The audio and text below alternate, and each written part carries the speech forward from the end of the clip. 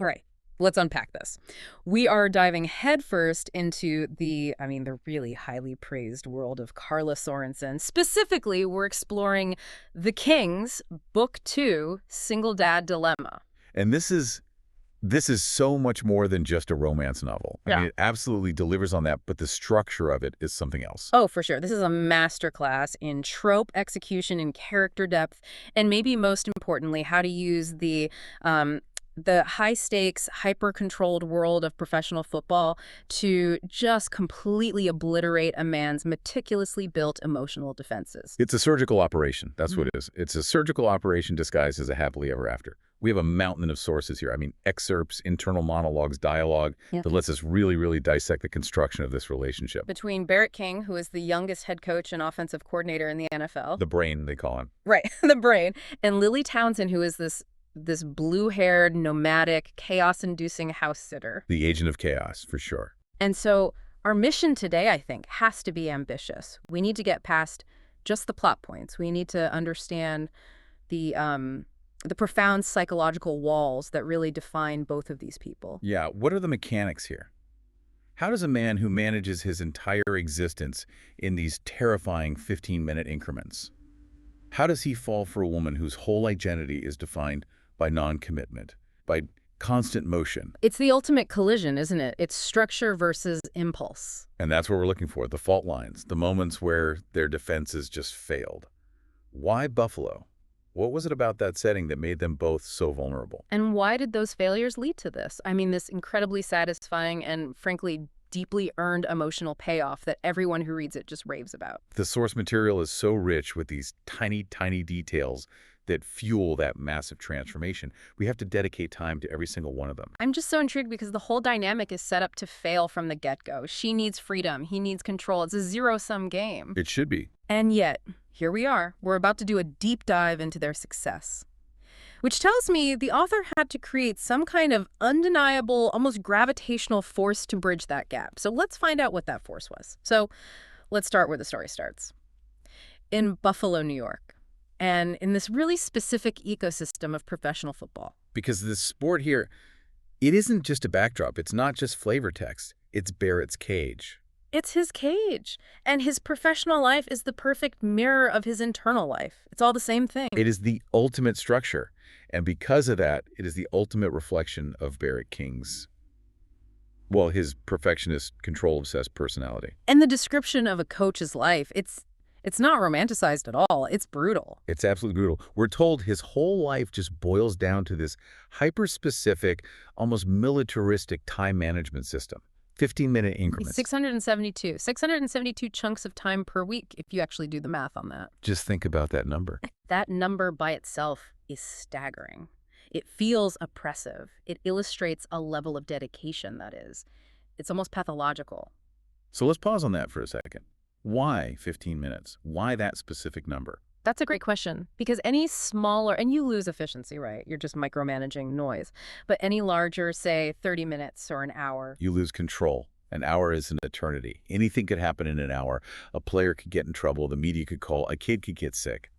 15 minutes is the perfect increment for a man who believes he can control everything if he just plans hard enough. It tells you immediately, before you even know about his family or his past, that Barrett King does not allow space for spontaneity, period. And the sources are so clear that this need for control, it fundamentally stems from his desire for perfection, which in turn is just this thick insulation against vulnerability. And that right there is the core friction, the central conflict of the entire book before the romance even begins. Exactly. Yeah. Because Lily lives outside of time. Her whole identity is movement, wandering, completely ignoring schedules. Barrett lives within time. He's enslaved by it. He worships at the altar of efficiency. And think about what fills those 672 blocks of time. It's film review, which the sources note is the single biggest amount of time. And what is film review? It's analyzing the past. Right. He's constantly analyzing the past to control the future, the game plan, the next play. It's all about eliminating variables. And the rest of it is just relentless meetings. It's all structure, all control, all containment. So what's the psychological cost of living like that? I mean, for years, under that kind of pressure, with that kind of schedule. Well, the sources give us this incredible description of his anxiety. Mhm. If he feels he's failing at anything, work, being a dad, it's described as this insidious, constant feeling. Like a bug was stuck in my ear, buzzing and buzzing and buzzing. It's not just stress. It's a literal physical sensation of inadequacy that he can't schedule away. He can't deal with buzzing anxiety into a 15-minute slot. And that's Lily's power, isn't it? She is the buzzing. She's the thing that gets in his ear that he can't control or plan for. He's created this operational structure that's so rigid that he actually needs a small army just to maintain it. And that brings us to Bridget. Bridget, the assistant, who is, for all intents and purposes, omniscient. She is the god of his schedule. She knows everything. His preferred way of eating eggs, his serious cashew allergy, and even this really uncomfortable realization about his lack of a sex life. She is the logistical linchpin of his entire operational existence. You know, the analysis in the source says she's a buffer, and she is. But I think your earlier point is more interesting. He's also a powerful enabler of his emotional isolation. How so? Unpack that a little. Well, by removing every single piece of operational load from his life, she prevents him from having to develop necessary life skills. Like just being a normal person. Exactly. He doesn't have to think about buying groceries. He doesn't have to make appointments. He probably doesn't even remember his own brother's birthday without a notification from her. So this allows him to dedicate 100% of his finite mental energy to the team and his kids. But it also means he never has to confront the reality of his own lack of personal competence. He's a genius in one tiny specific box and completely helpless outside of it. That's such a crucial distinction. Bridget is the scaffolding. She's holding up this very fragile structure of Barrett's contained life. She insulates him from all the chaotic necessities of just being a functioning adult outside of the football world. And that insulation is precisely what Lily threatens to tear down piece by piece. Which is why the secondary characters here, they're not just flavor, they aren't just there for fun. They are the defenses. They are the castle walls protecting the hero from personal growth. And the external pressure, the public-facing pressure, that's personified by Pearl, the high-powered, diamond-wearing PR and marketing guru. And the pressure is immense. Barrett King is the brain. He's the youngest head coach, the youngest offensive coordinator.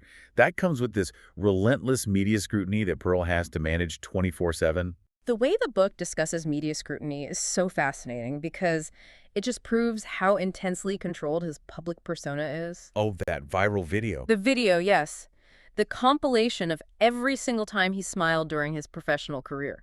Think about that. That is a subtle but absolutely devastating detail. It tells you that his default state is so stoic, so unmoving, that a smile is a newsworthy event. And he knows it. He sees the public eye as inherently toxic and stupid.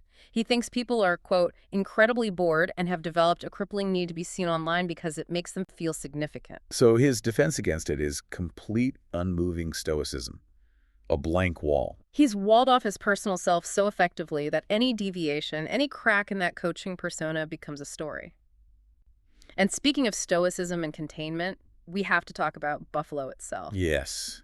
The setting, Yeah. which is described not just as cold, but as a frozen wasteland. Plagued by an ever-present cloud blanket and the infamous lake effect cold. This is an environment that actively discourages spontaneity. It discourages freedom. It forces you inside.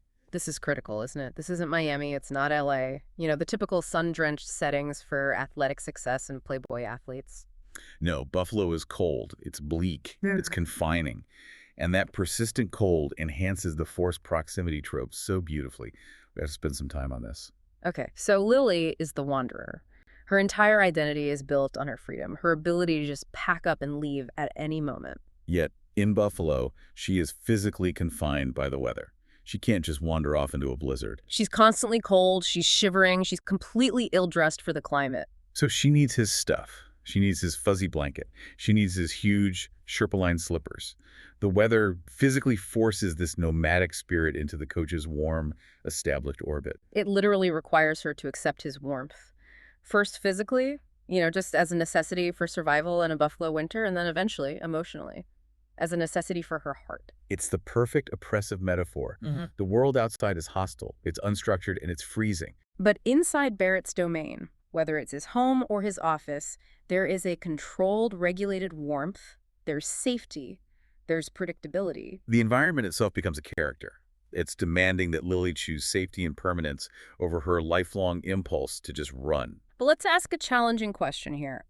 If Buffalo traps Lily physically, doesn't the sheer pressure of the NFL trap Barrett intellectually and emotionally? Oh, 100%. The NFL is his self-imposed intellectual cage. He uses the rigorous structure of the game, the endless rules and plays, to justify the rigidity of his life. The success validates the pain. Exactly. If he failed, if the team started losing, what would he have left? The whole system would collapse. Which is why the conflicts that happen inside that cage, starting with his tension with Archer, the starting quarterback, they're so vital to understanding his internal life. Let's pivot to that. How the sport itself generates conflict and reflects Barrett's personal philosophy of control. Because that internal tension with Archer, it's the perfect storm. You have external stakes winning the game and internal ethics clashing. This is the moment we see Barrett King, the leader, forced to sacrifice immediate success for long-term integrity, which is a huge test. Archer is essentially benching himself. He's not preparing. He's being a locker room instigator. He's acting on impulse. And Barrett's professional philosophy is just crystal clear and ice cold. He needs players to rely on their training to override the impulses. That philosophy of restraint training over impulse is the identical wall he has built around his own heart, right? It is exactly the same. Mm. He can't allow impulse to rule his actions, professionally or personally. Because in his experience, that path leads to one of two things. Failure. Physical failure, like the career-ending knee injury he suffered as a player, or emotional failure, like his disastrous marriage to Rachel. Everything in his life must be vetted, structured, and executed according to a plan. In Archer, this arrogant quarterback, he calls him out on it brilliantly. He hits him right at the core wound. He says, "You want everyone to think you're perfect." And Archer sees that perfectionism as a performance, a way for Barrett to protect his job and his reputation. And the tension there just gets so thick. But what's so fascinating is Barrett's response. He doesn't really deny the pursuit of perfection. Instead, he uses the benching to prioritize accountability and team leadership over just securing a win. He knows the risk. The source material notes he knew that if they had lost that game after benching the starting quarterback, he'd be in Pearl's office right now getting my ass chewed. The financial and professional stakes are astronomical. I mean, millions of dollars are on the line. But he prioritizes integrity. And that ultimately is what Lily will recognize and respect in him. He's a man who sticks to his principles even when it's inconvenient, even when it's dangerous. That scene is a test of his character, isn't it? Does he uphold the structure he believes in, or does he cave to the pressure to win at all costs? And he upholds it. And that emotional burden of leadership, that's why the coach, the one controlling the whole structure, is often the grumpiest person in the room. Because they are the only ones seeing the potential costs of every single decision. And then we get the post-game celebrations, specifically in Chapter 18. It's the necessary emotional counterpoint to all that stress. The chaotic joy of the win, finally. Champagne, loud music, Justice Tyler embracing him. The victory, especially giving the game ball to his son, Carson, is the momentary, tangible payoff for all that structure. It's the validation that his control is necessary. But the source notes something really important. He has to actively make space for the joy. He has to almost deliberately let the chaos in for a moment. It's a sanctioned release. It's on his schedule. A 15-minute block for joy. Exactly. But what makes this victory scene so important for the romance is that the personal chaos is already starting to infiltrate his professional success. The cookies. The cookies. Yeah. His kids, Maggie and Bryce, bring him cookies made by Lily into that very controlled, very masculine environment. It's a small detail, but it shows that the domestic, unstructured warmth of his home life is already leaking into his tightly controlled professional life, and he can't stop it. So we've established this rigid, controlled world of Barrett King. Now let's really turn our attention to the protagonists themselves and the specific psychological archetypes they embody. The grump and the wanderer. Barrett King is the quintessential grumpy perfectionist coach dad, and Lily is the captivating blue-haired siren who just refuses to settle down. Their collision is, it's just inevitable. Barrett embodies this really powerful triple threat of tropes. The single dad, the grumpy hero, and the retired legend who couldn't finish his playing career because of an injury. And that grumpy persona, it's not random, is it? It's a very sophisticated defense mechanism that's born from a history of failure, or at least perceived failure. Let's pause on the significance of his injury. His career was cut short by a devastating knee injury. This wasn't just a career inconvenience. For an elite athlete, that's a profound trauma. It has to be. It's a betrayal by your own body. And that physical failure directly fuels his intellectual perfectionism in coaching. He tells himself essentially, if my body failed me, my mind will not. He transferred all that desire for control from the physical realm to the intellectual. And this burden of perfection runs so deep that it has warped his most personal decisions. And this is where we have to analyze his should-based existence. This is devastating. The revelation about his marriage to Rachel. He married her not out of love, not out of passion, but because he thought he should. He was just adhering to a perceived expectation. He was ticking the boxes of what a successful man with a budding career is supposed to do. That is the core tragedy of his emotional life before Lily. He stayed married even when he knew she was a miserable snake. Because he thought he should maintain the appearance of a family unit, it took him years to realize that the pursuit of perfection was just isolating him in this lonely, silent marriage. It was all about external validation, wasn't it? Not internal joy. Never about joy. And his attempt to parent perfectly, it manifests as that relentless scheduling. The 15-minute increments applied to fatherhood. Which is often to the detriment of authentic, messy connection. You can't schedule a hug. You can't schedule a real conversation about feelings. And the sources quote him thinking about the crushing guilt of failure. He has this running list of all the places I fell short as a husband, a coach. He internalizes failure rather than externalizing blame, which, it makes him sympathetic, but it also makes him deeply troubled. But the sources are so clear that his love for Maggie and Bryce is his grounding force. It's the one pure thing. He loves them more than anything in the world. And his identity as a father clashes so violently with his identity as a perfectionist. He wants to provide them with everything, this perfect life, yet that means being stretched so fucking thin I could hardly take the time to enjoy it. That is the internal dilemma the book is named for. That's the single dad dilemma. He has prioritized providing structure over providing presence. And this internal struggle is mirrored so brilliantly in his relationship with his twin brother, Griffin. Yes. Barrett is the brain, the hyper-scheduled coach. Yeah. Griffin is the brawn, the fun-loving athlete who plays for Denver. He's the life of the party, always loose, the fun uncle. And their history is so complex, and it goes all the way back to Barrett's injury. He admits it himself. His injuries pitted my brother and me against each other. There's a decade of distance and professional tension there. It's a classic sibling rivalry where Barrett feels like he has to constantly prove his intellectual value since his physical value was taken away from him. And the resolution of their relationship in chapter 23, where they're texting, and it's messy and imperfect, that's a massive psychological step for Barrett. It's huge because Griffin, who is supposed to be the slacker, the fun one, is actually emotionally ahead of the hyper-structured Barrett. He calls him out. He tells him to show up. Don't tiptoe around the way you should act. Just be real. And Barrett's response is monumental. Him admitting, I don't know how to do this, to his own brother. That is the single biggest psychological breakthrough he has before he gets together with Lily. Lily forced the chaos that brought him to this point of crisis. But Griffin is the one who provides the roadmap for vulnerability. He's learning for the first time to rely on emotional impulse, not just intellectual structure. Even the minor details in the sources highlight that contrast so well. Barrett is the serious one who only discusses business. Griffin is the one texting jokes, talking about their mom, needing his wife Ruby to smack him to get him to behave. It just proves that Barrett's entire environment is one of constant self-policing, even within his own immediate family. He can't even be relaxed with his own twin. Okay, now for Lily. She is the physical manifestation of anti-structure. A walking, talking agent of chaos. Her entire identity is defined by the fact that she has been traveling for 10 years, 3 months, 2 days. That precise clock running in her head down to the day, that is deeply significant, isn't it? That detailed time frame is the ticking clock of her trauma. It's not a brag about her travels. Her restlessness isn't freedom. It's a meticulously maintained defense mechanism. She confesses her core fear later, and it's worth saying it now because it informs everything she does. I will not ever let myself love something so much that losing it will kill me. She essentially treats her life like a rental car. She just keeps moving so she never has to deal with the inevitable emotional crash when something she loves breaks down. Her constant movement is a preemptive strike against the devastation of loss, specifically the loss of her family.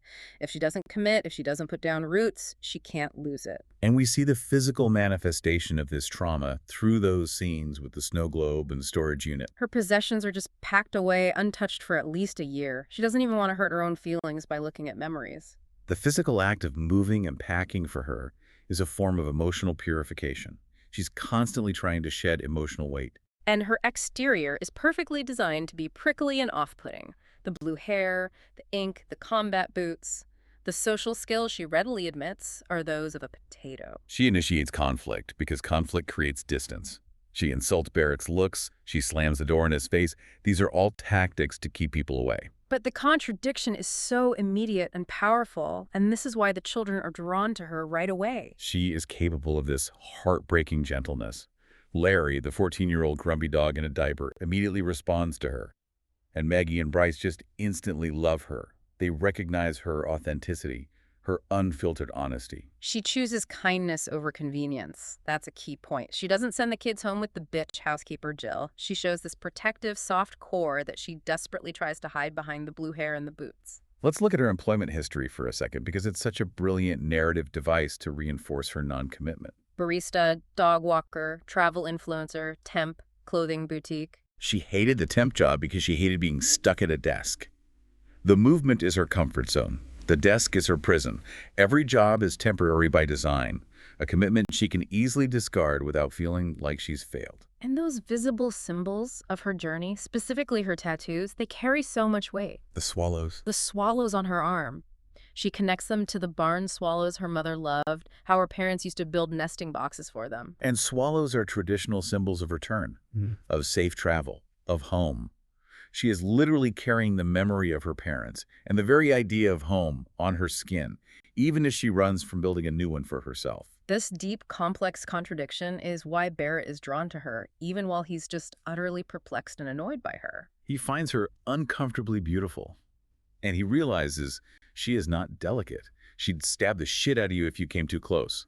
He sees the danger in her. And the danger, for a man so defined by safety and predictability, is intoxicating. So the journey from Hot Angry Daddy and the blue-haired siren is a textbook example of enemies to lovers, but it's amplified by these really specific high-stakes catalysts that, only a single dad sports romance can really provide. The initial skirmish sets the tone instantly, doesn't it? Chapter 2.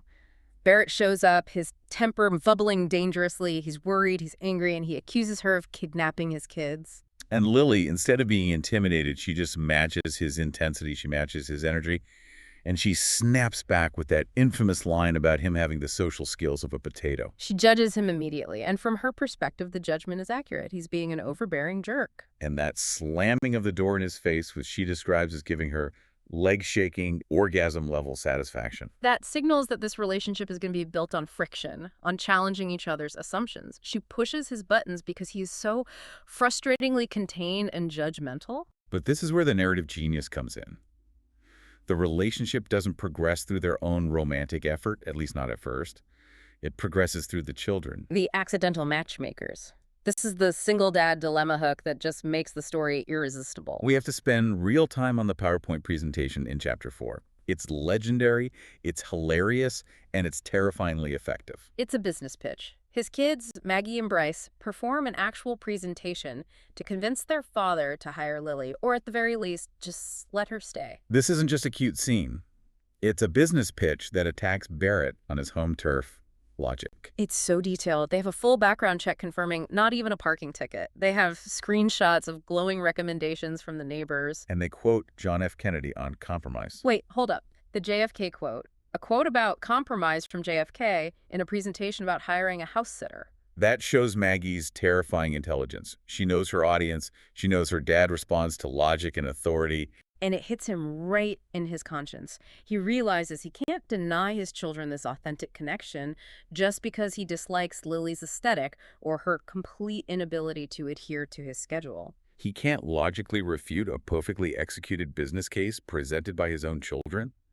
It's a checkmate. It forces him to accept the chaos. The children are the emotional leverage that he cannot ignore. And the kids just keep drawing her in. Yeah. Particularly with the Midfield with Maggie social media series. Which is PR gold for the team, of course. But what it also does is it grounds Maggie in an environment that Barrett controls, which further roots Lily, who's now watching them more closely and getting involved deeper and deeper into their orbit. The chemistry builds through all these forced interactions, and it culminates in the mistletoe trap. This is their first meaningful, peaceful day together. They play Scrabble, they make cookies, there's a genuine connection forming, and then they find the mistletoe. And Lily, who is always leaning into the chaos and the potential for genuine emotion, just says, perfect. But Barrett, despite his raw, obvious attraction to her, he rejects the superficiality of the moment. His internal conflict just bursts out of him. I did not put that there to try and kiss you. Yeah. If I wanted to kiss you, I wouldn't need a fucking plan. This is so crucial because he has to validate the connection emotionally, authentically, outside of some silly tradition,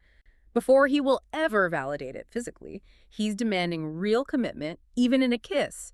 He's rejecting the shoulds for the first time. And that chemistry, it is high octane from the very start, but is often channeled through conflict or shared experience, not traditional dating. The subtle tension is always there, like in the kitchen during the cookie baking, Lily biting the head off the gingerbread man, the intentional lingering gazes. It's all just sublimated aggression and attraction. But the Scrabble battle is the first true high point of their non-physical tension. It's an intellectual battleground. And Lily cheats. She plays the word QAT. Now, for listeners who might not know, QAT is a real word. It's a chewable leaf, usually pronounced cat, but it's very obscure. It's a classic Scrabble power move. And she knows exactly what she's doing. She is winning against the hyper-competitive, hyper-intellectual coach by resorting to a messy, illegitimate tactic. And the euphoria she feels, it isn't about the score. It's about, quote, winning against someone who badly needed to be beaten. She is actively, joyfully working to dismantle his carefully contained structure. And the tension is palpable because he knows he shouldn't find her cheating so attractive, but he absolutely does. The physical proximity finally takes over completely during the power outage. The storm in Chapter 23, which forces Lily to stay over. This is the pivot point. The external chaos of the blizzard forces an internal crisis. The lack of control due to the storm forces their emotional walls to just start crumbling because they're relying on basic survival, not on scheduling. And this environmental trigger, it leads directly to the climactic vulnerability in chapters 25 and 26. This is where Lily finally articulates her deepest, most guarded fear. She looks at him and she says, if I look at you, I will forget why we can't do this. And then the core truth, the phrase that defines her entire wandering existence. I will not ever let myself love something so much that losing it will kill me. And Barrett's reaction here is definitive. This is why their romance works. He doesn't panic. He doesn't offer a quick fix. He doesn't try to schedule a solution. He meets her fear with this fierce, grounded loyalty. He promises her, I will always be waiting when you come back. And that promise of permanence, of patient acceptance, that is the moment their physical chemistry is completely validated by emotional commitment and a deep, deep understanding of her trauma. They finally move past their initial impressions, the enemies to lovers stuff, to confront the real shared issues, loss, and fear of genuine connection. He fears failure. She fears devastation. And they're starting to realize that the only way to avoid both is to commit fully to each other. Sports romance just thrives on this found family element, and here, the supporting cast, especially the children, they are absolutely indispensable to the plot. They're the emotional gravity. They're what keeps Lily rooted in Buffalo and what pulls Barrett out of his self-imposed shell. Maggie and Bryce aren't just cute kids, they're co-protagonists with incredibly high emotional IQs. Maggie is fiercely intelligent. She's the one who performs the background check. She runs the press conference. She's clearly destined to run the world someday. She operates with her father's logic, but with Lily's irreverence. We have to remember that scene in Chapter 8, where she uses her charisma. And let's be clear, that charisma is inherited from her Uncle Griffin, not from her dad. Oh, not from her dad at all. She uses it to command attention. She organizes the entire defensive line of a professional football team to practice pirouettes for her midfield with Maggie segment. It's an absurd, endearing detail that shows her effortless ability to just merge the chaos of family with the seriousness of the team. And Bryce is the emotional protector. He's the sweet disposition. His concern for Lily being alone on Christmas, that's the driving force that brings her deeper into the family circle when Barrett's logic would have absolutely kept her out. He acts on impulse and heart, which forces Barrett to see the emotional needs of his own household. They are the ultimate agents of change because they expose the limitations of Barrett's perfectionism. The single dad dilemma trope absolutely requires the hero to realize that his attempts at control are fundamentally insufficient compared to authentic, messy connection. Let's compare Jill and Lily in detail for a moment. Jill, the expensive housekeeper, she was vetted, professional, and structured. She was the perfect hire on paper. And yet she failed because she was awful and made the kids feel like bad kids. She reinforced the idea that they needed to adhere to a rigid schedule to be acceptable. Now, contrast that with Lily, who doesn't adhere to a single rule. She lets them ride a mattress down the stairs. An inherently reckless, joyful, unstructured activity that makes them feel seen and normal and like kids. Lily represents the healthy chaos that Barrett's life desperately needs to find some kind of balance. The failure of Jill is the necessary precursor to the success of Lily. Barrett had to learn that control does not equal love. And the supporting cast provides this incredible logistical network and emotional pressure needed to push the protagonists together. They're all crucial plot movers. Bridget, the assistant, the ultimate logistical linchpin. We know she manages his schedule, but her role is so much richer than that. She's also Maggie's secret texting partner. She's giving her a constant stream of information. She's the subtle shipper in the background, clearly amused by the chaos Lily introduces. But she also acts as this neutral third party who validates Lily's positive influence on Barrett's schedule and his demeanor. She's the one who can say, he's smiling more, and we believe it. And then the immediate family's influence is so powerful, specifically Barrett's mother, Robin. She is kind and warm, and she detects the romantic tension immediately. She shows the emotional intelligence that Barrett clearly lacks. Robin is the one who subtly pressures Barrett to open up, and she's the one who extracts the deep truth from Lily. That 10 years, 3 months, 2 days running clock of her wandering life. Robin is the first person Lily tells the truth to about the depth of her defense mechanism. And we absolutely have to dedicate extended time to the King Dynasty's influence, particularly Griffin's. The twin. Griffin and Ruby's visit is a high-stakes external conflict waiting to happen. The twin reveal, where Lily mistakes Griffin for Barrett, and it causes so much chaos. But Griffin's advice is an internal revelation for Barrett. He tells him to stop tiptoeing around how he should act and just show up. And that's the moment Barrett realizes that he pursued Rachel, that he maintains his life out of the sense of should rather than authentic desire. Griffin, the brawn, is telling the brain to use his heart. It's a crucial inversion of their sibling dynamic. And the text exchange between them after that incident is where the real breakthrough happens. It's messy. It's not a perfect conversation, but Barrett admitting he doesn't know what he's doing is the chink in the armor that Lily will later exploit for an emotional victory. And finally, you've got Justice Tyler, the charismatic teammate. He flirts with Lily, sure, but his main role is validation, isn't it? He's the immediate external cheerleader. He recognizes the intense chemistry right away. And his declaration, "You better lock this one down," it validates the reader's feeling, but it also puts the necessary pressure on Barrett to act before Lily, true to her nature, runs away. He forces action. It's this beautifully crafted web of support systems, all designed to dismantle Barrett's control and force Lily to finally stop running. So as we move into the conflict section, the narrative tension is really less about external villains and more about the internal psychological walls that both Barrett and Lily have built. This is where the story truly becomes a masterclass in emotional conflict resolution. Lily's conflict, as we've established, it's rooted entirely in her trauma. Her constant movement is a physical manifestation of her fear of crying, her need to avoid the devastation of loss. And this is detailed so painfully when she finally confronts her history in that box of photos in the storage unit, a deeply emotional scene she has avoided for a decade. But the profound moment of vulnerability for her, I think, happens when Barrett finds her just lying flat in the snow, watching the flakes fall. And she whispers, "Magic." But her eyes are glossy with unshed tears. She is simultaneously seeing the magic of the moment and dealing with the overwhelming pain of her past. And Barrett's reaction is so key. He doesn't dismiss her. He doesn't try to fix it or give her a 15-minute scheduled comfort session. No, he just sits with her. He offers his presence, which forces her to address the pain without the pressure of an immediate solution. This nonverbal patient empathy is the complete opposite of his normal MO. The ultimate expression of her fear, structurally, is a physical one. She accepts the job in Florida. That 6-month separation is the physical manifestation of her need to run from what she loves. It is a necessary structural conflict to prove the eventual commitment. She has to choose to return, proving her change is internal, not just a response to forced proximity. Okay, now let's talk about Barrett's hilarious and deeply humbling internal breakthrough. He has to Google how to flirt with a woman. Oh, it is the funniest and most revealing moment in the entire book.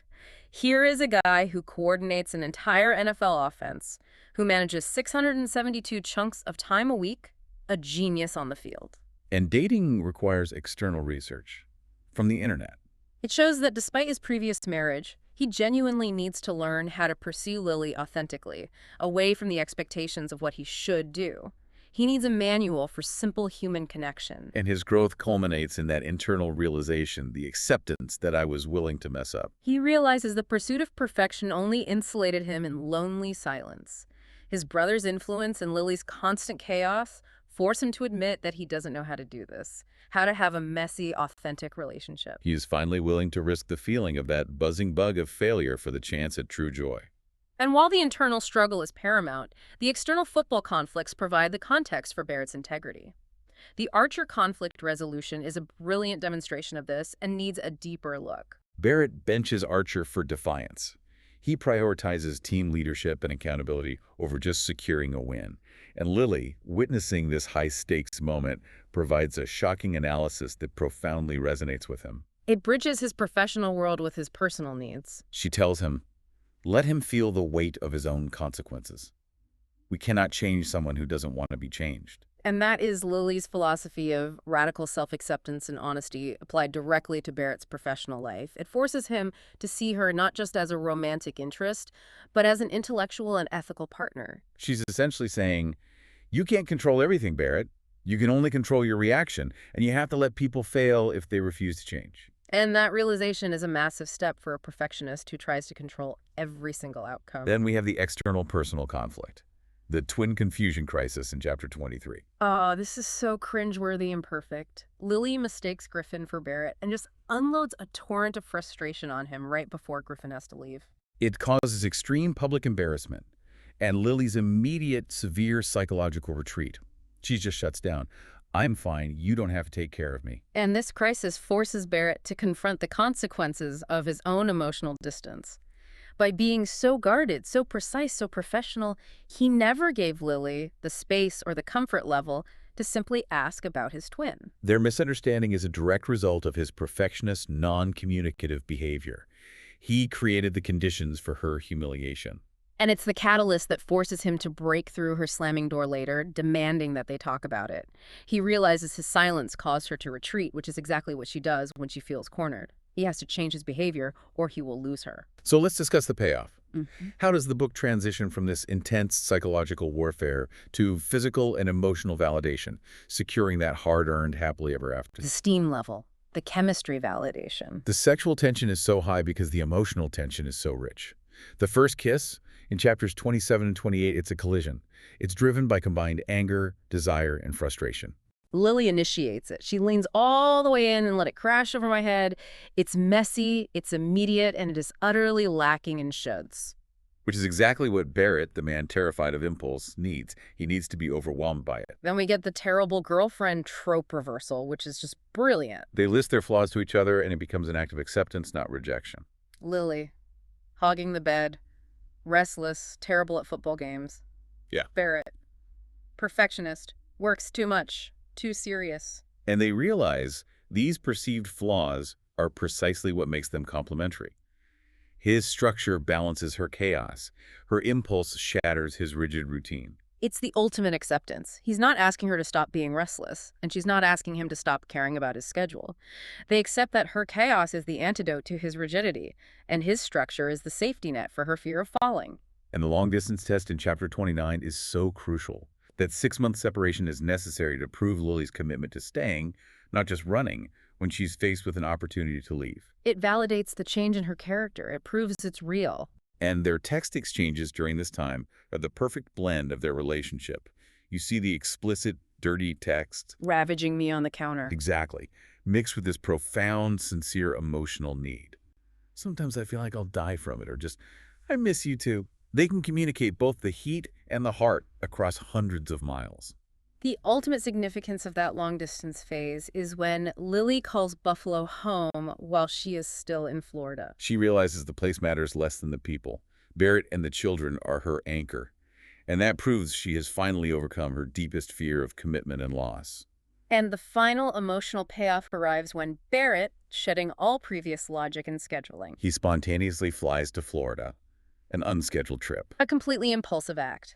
And Lily's reaction running toward him, yelling, "No running by the pool," and "Pick off, Robbie," at the lifeguard, is the ultimate rejection of her old, cautious self. She throws caution to the wind for him. And the confession scene is just devastatingly perfect because Barrett doesn't just say, "I love you too." When Lily finally says, "I love you," Barrett's response validates her entire painful journey. He says, "I know, I see it here. I see it when you smile at me.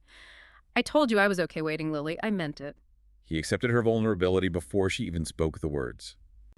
Which proves he finally sees with his heart, not just his logical 15-minute chunk brain. The ultimate sign of integration and healing for Lily is when she confronts her past.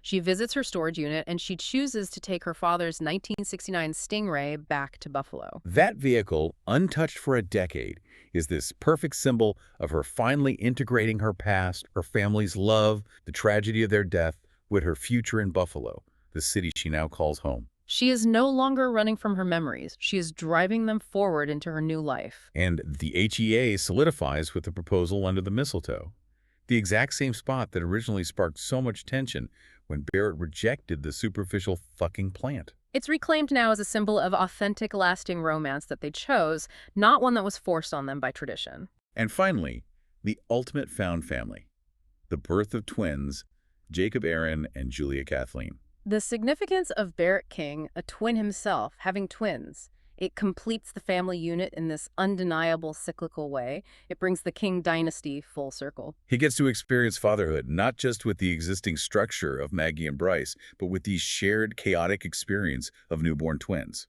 a profound act of surrendering control. This book, at the end of the day, it just perfectly balances the sports context, which drives the conflict and the high-stakes atmosphere, with the emotional, psychological, central conflict of two people who are terrified of vulnerability. And the HEA isn't a championship win. It's a realization of belonging. So, Single Dad Dilemma. It's not just a high-heat, high-stakes sports romance. No, it's a profound study in how two people, one who is far too structured and one who is far too chaotic, can find balance through the accidental guides of two fiercely loving children. Barrett learned to accept messy love over lonely perfection. He shed the armor of his shoulds and finally admitted, "I don't know how to do this." And Lily learned to stop running from loss and choose vulnerability, realizing that the fear of losing love is a worthwhile risk for the joy of actually having it. The power of this deep dive, for me, lies in recognizing the children as the true agents of change. Oh, completely. They force two emotionally damaged adults to face their deepest fears of connection head-on, proving that sometimes chaos is exactly what you need to achieve your own personal happily ever after. You know, we often try to manage our lives in 15-minute increments, just like Coach King. We prioritize efficiency and control above all else. We all do it to some extent. But if you are so busy scheduling every single moment, are you leaving enough space for the unexpected, for the imperfect, life-changing chaos that might just show up in the form of a blue-haired neighbor? That is something for you to explore on your own.